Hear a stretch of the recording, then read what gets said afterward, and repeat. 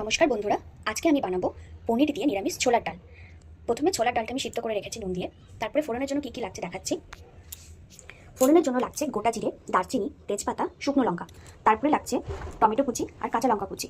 এখানে আমি মশলা করে রেখেছি আদার পেস্ট, তার উপরে আমি একটুখানি হিং দিয়েছি যাতে স্বাদ বাড়ানোর জন্য।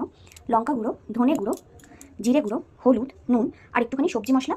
আর এটা হচ্ছে কাশ্মীরি লঙ্কার গুঁড়ো, শুধু রঙের জন্য দিয়েছি। আর এখানে আছে পনির। এখানে আমি 50 গ্রাম পনির নিয়েছি দুজনের জন্য। চলুন রান্নাটা শুরু করা। তো এখানে আমরা গ্যাস জ্বালিয়ে তেলটা কিছুটা গরম করে নিয়েছি। এরপরে আমি এই ফোড়নগুলো দিয়ে দেবো।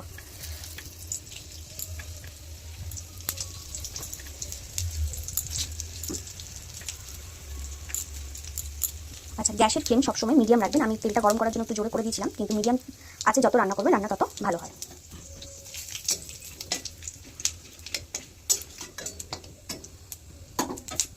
ফোড়নটা হয়ে এসছে, এবার আমি এটাতে দেবো টমেটো কুচি আর কাঁচা লঙ্কা কুচি।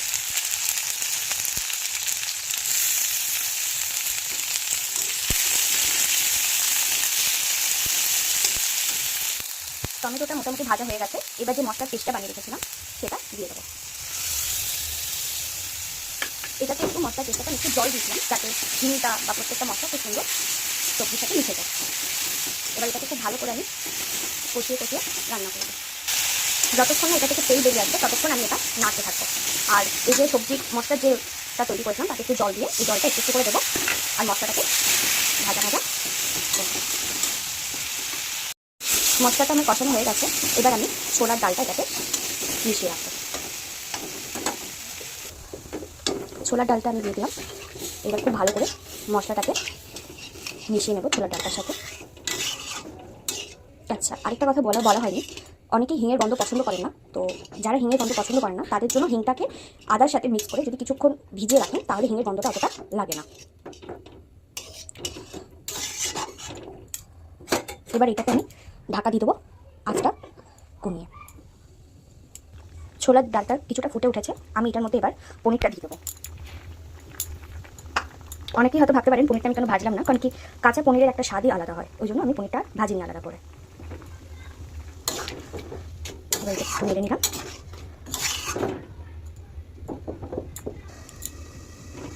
দেখে নেবো আমার ছোলার ডালটা হয়ে এসছে। এবার নামানোর আগে আমি, যেহেতু এটা নিরামিষ, তাই 1 চামচ একটু সামান্য ঘি দিয়ে দেবো।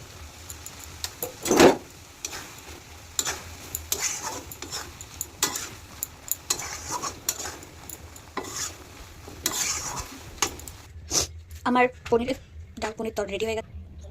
ছোলার ডাল পনির দিয়ে রেডি।